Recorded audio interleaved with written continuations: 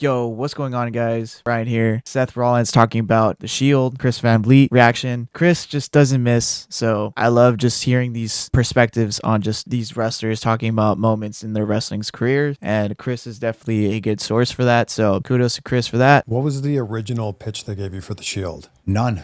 Like we Really? were, I think, like the initial pitch, ironically enough, going back to Punk, I think was like we're supposed to be like this bodyguard service for him. He's in a story with Ryback, I believe, at the time, and the idea was, obviously Punk liked myself and Moxley. I think Chris Hero actually was his pick at the time to be the third guy because he. Really? Punk liked Moxley and Seth because they came from the Indies. Chris Hero as well, I believe that he also came up from the Indies, but I didn't really know Chris Hero was with third pick. That's the first time I hear that. That's interesting. Chris had a long history, but they really liked Roman, they being the office in WWE, and so they, they weren't sold on Chris yet. Chris hadn't been in developmental as long, I don't think, as Moxley and myself. He had kind of just gotten there a little bit. He's a little bit older, but I think they wanted to kind of test him out a little bit. And Roman had gotten there right before I did, so it just made sense, kind of a compromise. Okay, we'll give you these two, but we're going to take Roman, put him in a group. They'll be, CM Punk's bodyguards, essentially bump guys for Ryback.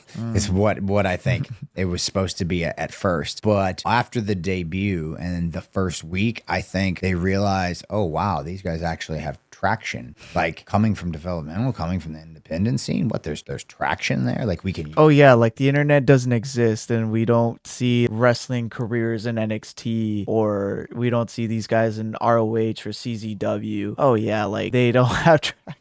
It's crazy. I mean, it's easy for like us as fans. We can talk about this because if we like a certain wrestler, we'll watch their stuff, be supportive of it. Sometimes there are diamonds in the rough. There are wrestlers that you just fly under your nose, and it's not until they go into like a major promotion where like they start really spreading their wings. But with Seth being the first NXT champion, this guy was bound to become something. And Dean Ambrose, with his crazy hardcore wrestling style career in like CZW and all that stuff, how could they not stand out? These guys have plenty of experience, and I could see why Punk liked them, because he kind of came up in a similar way that Punk did through the indies. Roman probably just came into his own, trained from the developmental, probably learned from some of his family members. I mean, his dad was one half of the Wild Samoans, so I'm pretty sure he got a lot of support as well too. That's an interesting. Use this, like WWE was starting to dip heavy into Twitter and social media and that kind of feedback, and that's where we were kind of, I don't know what to call it. We had some semi fame there, myself and Mox, and so you got the feedback immediately. Like it wasn't just you're bringing up guys from developmental nobody knew. I think the office got the feedback. Oh, people know who these guys are. Yeah. They at least know their histories because they can just get online and find it. Yep. So once we kind of people realized, oh, there's something here, then it became like you're like a mercenary group,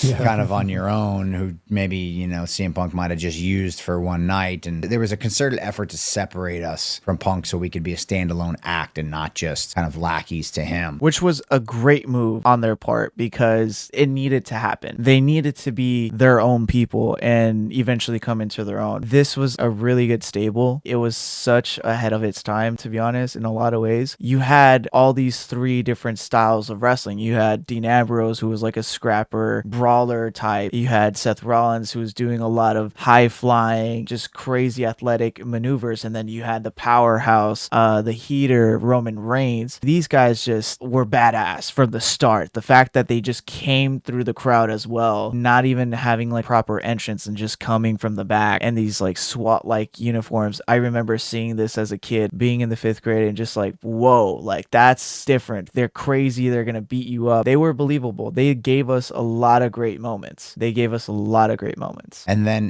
that was it. Then we were just left to our own devices and like figure it out from there. Is there part of you though that's like, I want to be a singles guy. I want to be a singles competitor. Now you're putting me in a trio and we're wrestling tag team matches. Yes.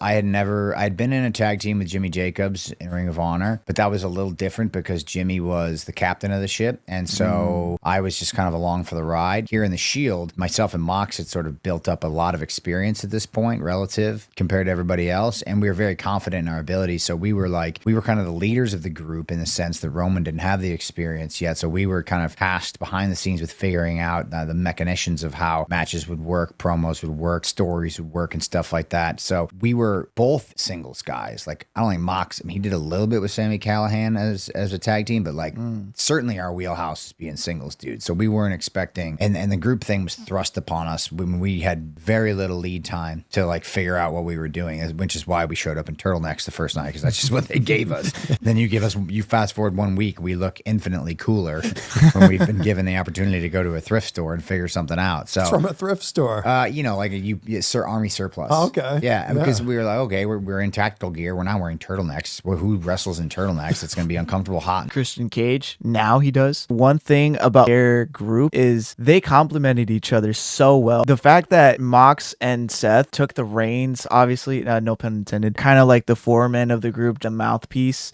And you can see in those early promos as well of like Roman just coming into his own, like still just saying a few words. I remember it was so creative. Their vignettes and their promos of like how they would pick up this camera that was just on the ground and they would speak directly at it like it was a recording. Those moments were so cool. I think that's honestly like another element that made like the Shield cool, is just like they would speak to you and not at you. Dean was always the best talker because this guy was just super charismatic and crazy a lot of the times, and Seth was just very tactical with everything that he did. Roman would just be the heater, and I remember Roman's words would always be just either saying it gruntly or yelling it, just believe in the Shield. Believe in the Shield.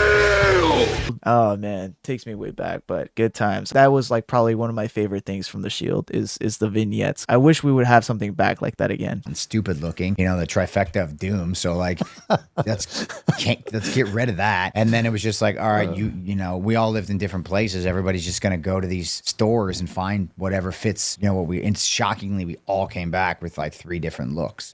Just 3 different whatever fit our personality looks. And then we just kind of continued on and tried to figure it out. But really, the one thing that sort of, now that he says this, it kind of makes me wonder what their looks looked like. What did those looks that we didn't get to see on TV look like? I want to see what Dean might have picked out. I want to see what Roman might have picked out, and I want to see what Seth might have picked out, because like we see him now as this is like crazy outfit character. So I kind of want to see what his drip looked like back then. Maybe if they ever reveal that photo, I think that would be a cool thing to see. Mindset of like, we're just gonna run through every wall. We were never gonna take no for an answer. We were never going to like be meek. We were gonna push everybody out of the way. We in our minds and our level of confidence thought we were so much better than everybody else. We were gonna have to raise people up. That's how we looked at the locker room at the time. And that was probably insulting to a lot of veterans, but like we just didn't care. But we also had some strength in numbers. 3 of us stick together, and the rest is history, as they say. The Hounds of Justice, man. Part of me wishes that they reunite just to give us that moment as fans. Maybe one day. I loved the Shield. I grew up watching the Shield. I was devastated when Seth, I still don't forgive you, backstabbed his brothers. That they were just on a tear, man, and they were so iconic in their own right, and all 3 of them continued to dominate the wrestling world. Dean going on to doing what he did, Roman becoming the tribal chief, and Seth, obviously, they're all world champions in their own right and are just making the wrestling industry great. So I think it's cool that Seth talked about how they relied on each other, because I feel like when you're in those spots where like you guys are on the come up, you guys are brand new, you have to rely on each other. You have to back each other up. I know they would always have it as a slogan of like, oh yeah, like the Hounds of Justice, they were all brothers, but it's true. I mean, I can only imagine how much time that they spent on the road together and just, backing each other up whenever they needed to. And how cool is it to be in a group with the future tribal chief and AEW world champion and WWE world heavyweight champion. All 3 guys went on to do great things and continue to do great things. So part of me still hopes that we get to see the Shield reunite in some sort of way. That's just my inner fandom coming in. We got to see Evolution reunite around that time that the Shield were still together. Right after Batista left, that's when Seth betrayed the group. But if we got to see Evolution reunite, I think we can still make it happen. I know Mox Mox is happy in AEW, but I feel like when they go into the Hall of Fame, they will be reuniting at that point. But, you know, during them actively wrestling, I feel like it's a moment too good to pass up, and I feel like there's a lot of stories to be told there. But let me know in the comments below, guys. What do you guys think? You guys think that the Shield will ever come back? What do you guys think about Seth revealing all of this about the Shield? I want to know in the comments below. Subscribe to the channel, like it, share it, and I'll see you guys in the next video. Peace.